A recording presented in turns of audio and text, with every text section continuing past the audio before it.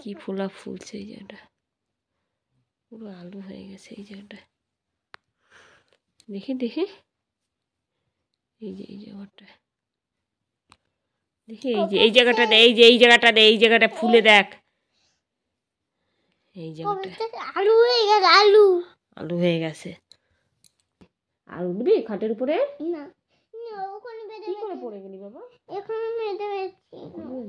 অনেক ফুলে গেছে মা, দাঁড়া ভালো করে বরফ দিয়ে ডলে দি, ফুলে গেছে। হ্যালো বন্ধুরা, তোমরা সবাই কেমন আছো? আমি তো ভালো আছি। প্রথমে তোমাদের শুভেচ্ছা ভালোবাসা জানিয়ে আজকের ভিডিওটা আমি শুরু করছি। আর আমি এখন যাচ্ছি ছাদে।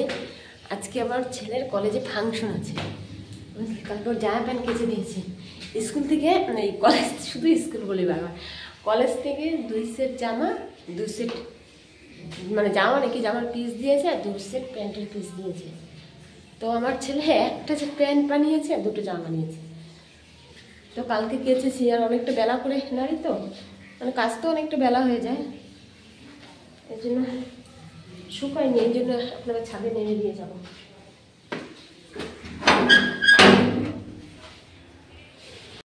আর কালকে রাত্রিবেলায় আমার মেয়ে এত জোরে টাক খেয়েছে। কিসে টাক খেলো? খাটের ওই যে চূড়ো থাকে না, চূড়া 2 সাইডে, সেই চূড়ায় টাক খেলো নাকি ওই দেয়ালে টাক খেলো, আমি বুঝতেই পারলাম না, জানো না, একদম দেখি আলুর মতো ফুলে রয়েছে। তো এখানে রেখে তারপরে নাড়বো। আর আজকে ভোরবেলায় যা কুয়াশা পড়েছে বাবা, আমি উঠিনি, তখন দাদাভাই উঠেছিল, বললো যে বিশাল কুয়াশা পড়েছিল ভোরবেলায়। এখন তো অনেকটাই কম, এখন ঘড়ির কাঁটা 10টার কাছে বাজে, আমি এই একটু আগে উঠলাম। আর আজকে মেয়ের স্কুল নেই তো, এই জন্য একটু দেরি করে উঠেছি। এখনও হালকা হালকা কুয়াশা দেখা যাচ্ছে। আর এই সময় মানে গরমকালে কতটাই বেলা, আর শীতকাল না, এখন মনে হয় অনেকটা সকাল, আর গরমকালে অনেকটাই বেলা। তাও রৌদ্র উঠে গেছে, রৌদ্রের তাপ গায়ে লাগছে না। তোমার দাদাভাই বাড়ি রয়েছে, তো কাজে যাবে কিনা কে জানে। পড়িস না। প্রথমে বুঝতে পারিনি যে অতটা টাক খেয়েছে, আমি শব্দ পেয়েছি বুঝলে, তো আমি না প্রথমে জল দিয়ে ডলে দিয়েছি, তা একটু পরে আবার হাত দিয়ে দেখি কি পুরো আলুর মতো ফুলে উঠেছে, তারপরে আবার বরফ দিয়ে ডলে দিয়েছি। সব জামা কাপড়গুলো নাড়া হয়ে গেছে, শুকিয়ে যাবে কলেজে যেতে যেতে। আমার ছেলে হালকা হালকা ভিজা আছে, জামাটা তো শুকিয়ে গেছে, দেখি তাও একবার, জামাটা শুকিয়ে গেছে, তাও একবার নাড়লাম, রোদ্রে একটু গরম হবে। আর আজকে আমার মেয়ে একটু আগে উঠে পড়েছে, উঠেই আমাকে বলছে মা মোবাইল দেখবো, শুয়ে মোবাইল দেখছে।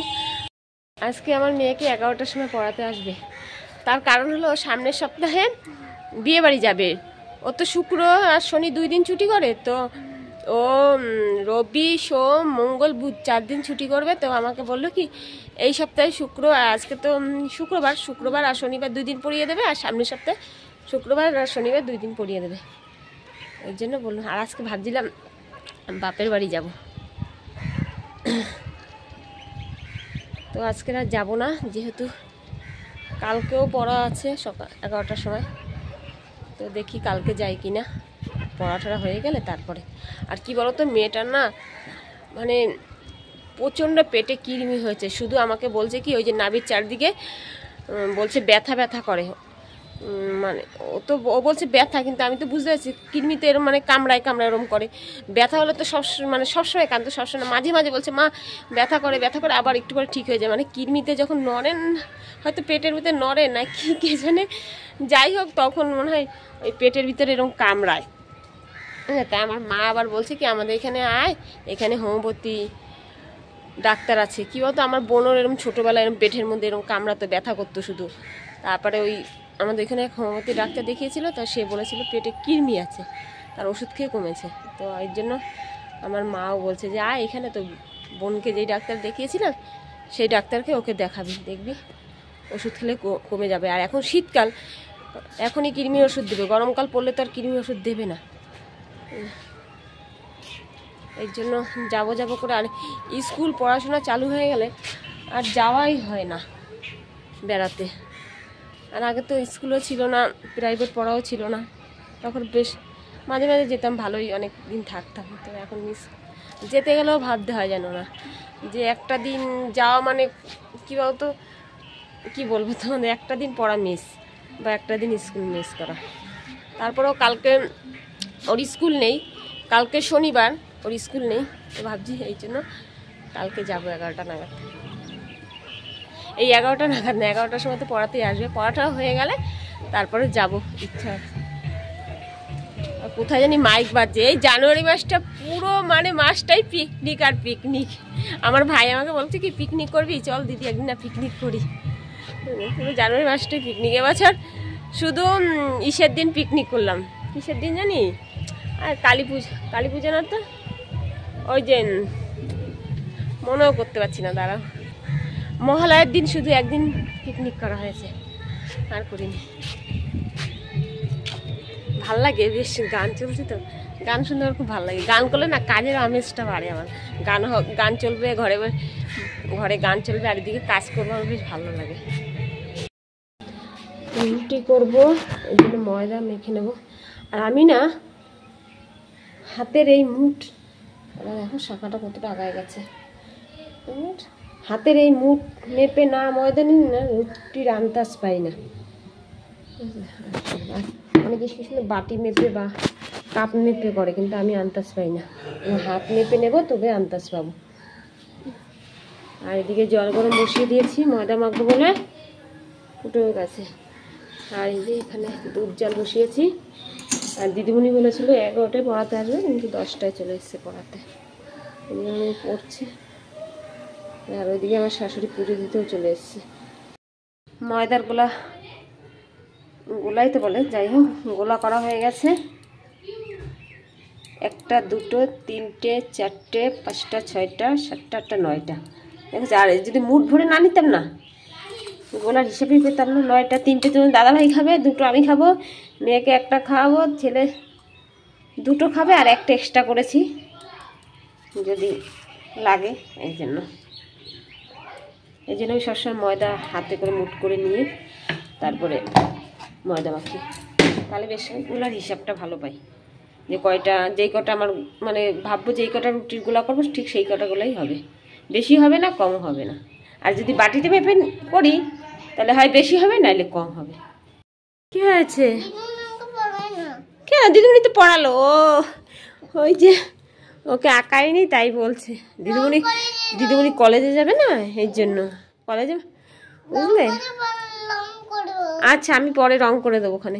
আর আমার বিছানাটার কি অবস্থা করেছে দেখেছো, পড়েছে আর বিছনা আউলিয়েছে, বালিশ এগুলো আউলিয়েছিস কেন? বেরাঙ্কেরটা আউলিয়েছিস কেন? মারবো। আর দেখি মা, দেখি তোমার ফোলাটা এখনো আছে? হ্যাঁ, ব্যথা, বাবারে ব্যথা করে এখনো আছে, ফোলা একটু কমেছে, ফোলা দেখি শোনো, একটু দেখি একটু ভালো করে দেখি, দেখা সবাইকে। এই জায়গাটা, এই একটু আছে, একটু কমেছে, তাও আছে ফোলা। চলো খেয়ে নাও, তুমি তখন কিছু খাওনি, খিদে পেয়েছে তো তোমার? তুমি আজকে দুধ দিয়ে রুটি দিয়ে, কোনটা কি কালার দেখি? এটা বেগুনি কালার, এটা কমলা, এটা সবুজ কালার, এটা কি কালার হলো? চলো চলো চলো আগে খেয়ে নাও। কোনটা কি কালার? কোনটা? এটা হলুদ কালার। বাবা কাজে যাচ্ছে না, ললিপপ খায় না, পেটে ব্যথা করে। ফল আনতে বলো, কি ফল আনবে তোমার জন্য বাবা? ড্রাগন ফল? কোথায় দেখেছিস ড্রাগন ফল? ফোনে দেখেছে, ফোনে দেখো ড্রাগন ফল খাবে বাবা। এখানে দুধটা বসিয়েছি আর মেয়েকে দিয়েছি, দুধ হলে দিয়ে রুটি দিয়ে একা একা খা, কি করে কে জানে। তোমার দাদাভাইকে চা, হ্যাঁ এই তো করছি তো, আর তখন দাদা বেঁকে লিকার চা করে দিয়েছে, রুটি দিয়ে খেয়ে গেছে। একটু বেশি করেই করেছিলাম যে ছেলে লিকার চা যদি খায়। তো আর ভাবলাম কি যে তখন তো আর খাইনি, অনেকক্ষণ আগে করেছি, ভাবছি কি তখন মনে হয় খাবে, এই জন্য একটু লিকার চাটা বেশি করেছি। তো তখন আর খাইনি, তো ভাবলাম কি এখন যখন দুধ চা করছি তাহলে ওর জন্য দুধ চা করি, ওই জন্য ওই লিকার চাটা বা ওই দুধ চায়ের মধ্যে দিয়ে দিয়েছি। এর মধ্যে একটু আমুল দুধ দিয়েছি, তো এই জন্য দলা দলা একটুখানি আমুল দুধ ছিল কৌটার মধ্যে, তো ভাবলাম কি দিয়ে দিই এর মধ্যে, চায়ের মধ্যে।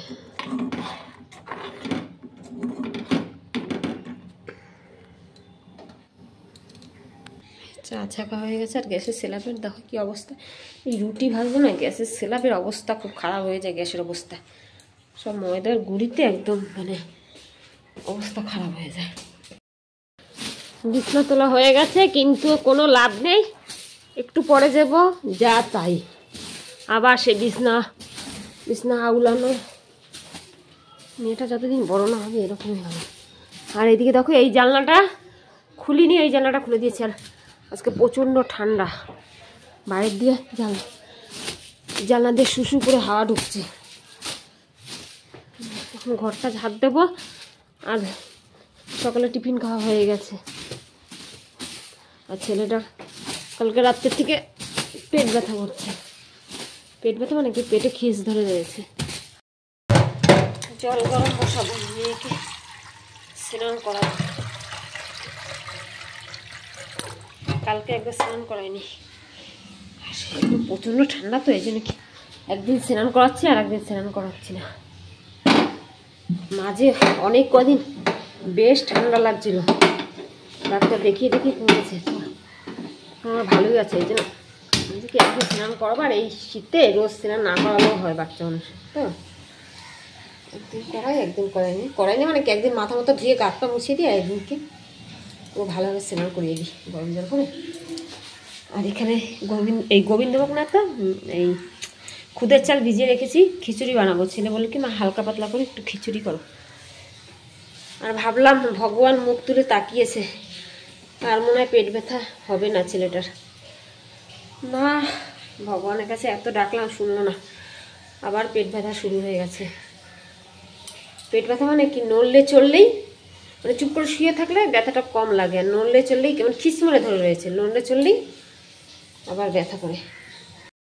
এখন ঘড়ির কাটায় বাজে হলো 1:21, আর আমার স্নান ফ্যান হয়ে গেছে, মেয়েকে স্নান করে দিয়েছি। আর যতই শীত পড়ুক আমি স্নান করবোই, স্নান না করলে না মনে হয় কি যতক্ষণ মানে স্নান না করবো ততক্ষণ শরীর মনে হয় ম্যাচ করে, আর যে স্নান করবো ব্যাস শরীরটা পুরো হালকা হয়ে যায়। এই জন্য যত শীত পড়ুক আমি ঠিক স্নান করবোই। হয়তো যদি অনেকটা বেলা হয়ে যায় স্নান করতে, টাইমের জল যদি না পাই, গরম জল করে তারপর ট্যাঙ্কির জলে স্নান করি, তাও স্নান করবোই, স্নান করা বন্ধ দেবো না। যতক্ষণ স্নান না করবো মনে হয় কি শরীরের মধ্যে যে কী শীত ছাড়ছে না, শরীরে ম্যাচ করে, যে এই স্নানটা করি পুরো শরীর পুরো ঝরঝরে হয়ে যায়। তো এখন জামা কাপড় নাড়তে যাবো ছাদে। আর ছেলেটা শুয়ে রয়েছে, আজকে কলেজেও যেতে পারলো না। ঠাকুরের কাছে সবসময় প্রার্থনা করি, ঠাকুর ওদেরকে ভালো রেখো, ওদের যত রোগ ব্যাধি সব আমাকে দাও, তাও ওদেরকে ভালো রেখো। ভালো লাগে না, বাচ্চা শরীর খারাপ থাকলে না ভালো লাগে না, তাও ভগবান ওদের কেন রোগ ব্যাধি দেয়, ওদের রোগ ব্যাধি সব আমাকে দিত, ওদেরকে সবসময় ভালো রাখতো। তো দেখো হাওয়ায় পড়ে গেছে, আর আজকে হাওয়াও দিচ্ছে। এই জামা প্যান্টগুলো সব শুকিয়ে গেছে, এগুলো নিয়ে যাব ঘরে, ওগুলো নেড়ে তারপরে এগুলো নিয়ে যাব। কেন ভগবান যে আমার ডাকে সাড়া দেয় না জানি না, ওদেরকে একটু ভালো রেখো, আমার যত রোগ ব্যাধি সব আমাকে দাও। আর বাচ্চা কাচ্চার শরীর খারাপ হলে মায়ের মন ভাল লাগে না, মনটা খুব খারাপ লাগে। ছেলেটা ঘরে শুয়ে রয়েছে, আমার এত খারাপ লাগছে। মানে কী বলতো, নড়লে চললে ব্যথা করছে, যদি চুপ করে শুয়ে থাকে খিসমটে রয়েছে তো তাহলে আর অসুবিধা হচ্ছে না, নড়তে চড়তে করলেই ব্যথা করছে। তো এখন একটু হালকা করে খিচুড়ি রান্না করবো ঘরে গিয়ে।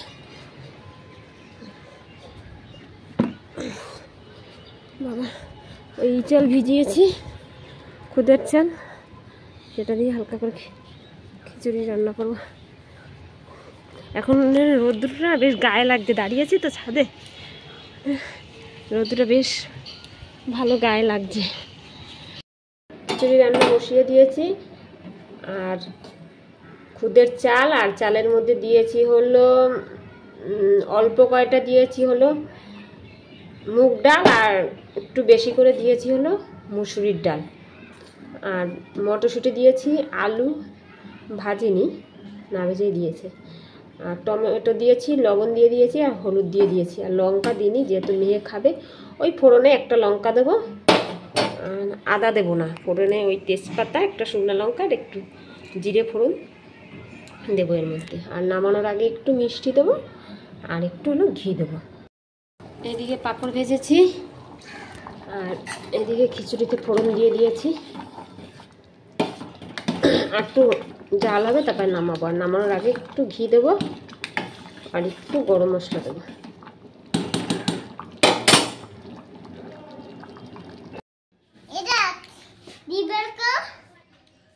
দাদাকে ললিপপ খাওয়াচ্ছিস?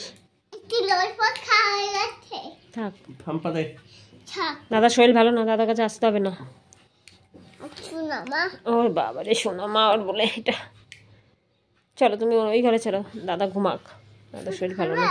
হ্যাঁ, দাদা শরীর ভালো না, দাদা পেটে ব্যথা করে। হ্যাঁ, ওষুধ এনে দেবো, ঠিক আছে, তুমি ঘুমাবে, চলো। তো জানলাগুলো দিয়ে দিই, আর আজকে প্রচণ্ড ঠান্ডা পড়েছে। বাবু ওই দুপাশে জানলাটা দিয়ে দে, পেট ব্যথা করে। তো দাদাভাই কাজের থেকে বাড়ি চলে এসেছে, তো ওর জন্য জল গরম বসিয়েছে, স্নান করবে। আর এখানে দেখো কতগুলো সাজের পিঠে জল দিয়ে রেখেছি, কারণ সাজের পিঠাটা বাসি হয়ে গেছে, তো একটু শক্ত হয়ে গেছে, প্লাস ওর গায়ে যে পোড়া পোড়া দাগ সেটাও উঠে উঠে যাবে, এই জন্য জল দিয়ে রেখেছি। দেখো এখন ভালোভাবে ধুয়ে দুধ দিয়ে জাল দেবো। আর এখানে হলো থালা বাসন, এগুলো সব সকালে মেজেছি, সেগুলো এখন ইউজ করে রাখবো। এটা কিন্তু আমল দুধ জলে গুলিয়ে নিয়েছি, গরম জলে, তো দুধটা জাল হয়ে গেছে। তো এখন পিঠেগুলো দিয়ে দেবো। এই দেখো পিঠেগুলো সুন্দরভাবে ভেঙে নিয়েছি, তো একটু এরকম ভেঙে ভেঙে দেবো। দুধের মধ্যে একটু লবণ দিয়ে দিয়েছি, সবকটা পিঠে এরকম ভেঙে ভেঙে দেবো।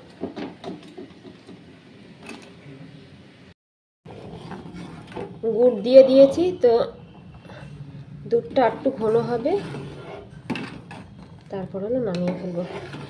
আর এদিকে তোমার দাদাভাইকে আমি ফাঁকে ডিম ভেজে দিয়েছিলাম, ওই দুপুরের খিচুড়ি ছিল, তো বললাম খিচুড়ি খাবে, তো বললো দাও। মাইক্রোওভেনে গরম করতে বসিয়েছিলাম খিচুড়ি, আর এদিকে আমি ডিম ভেজে দিয়েছি, দাদাভাই খাচ্ছে।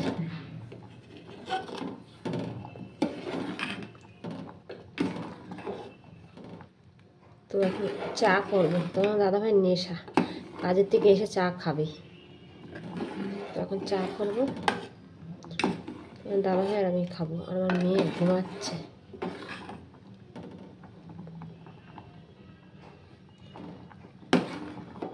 পিঠাটা একটু সিদ্ধ হবে। প্রথমে না আমি এলাচ দিতে ভুলে গেছি, এই জন্য এলাচ দিয়ে দিলাম এখন। আর ওই দিকে আমার মেয়ে উঠেও পড়েছে। আর এখন যাচ্ছে হলো ছেলে হসপিটালে। তো তোমার দাদাভাই বললো কি যে অনেক রাতে যদি বেশি ব্যথা ওঠে তার থেকে এখনই চল। তো অনেক আগে ওর পেটে ব্যথা উঠতো, মানে মাঝে মাঝে হতো, সেই সময় না আলট্রাসাউন্ড করেছে, এক্সরে করেছিল, সেই সব রিপোর্ট নিয়ে যাচ্ছে হসপিটালে।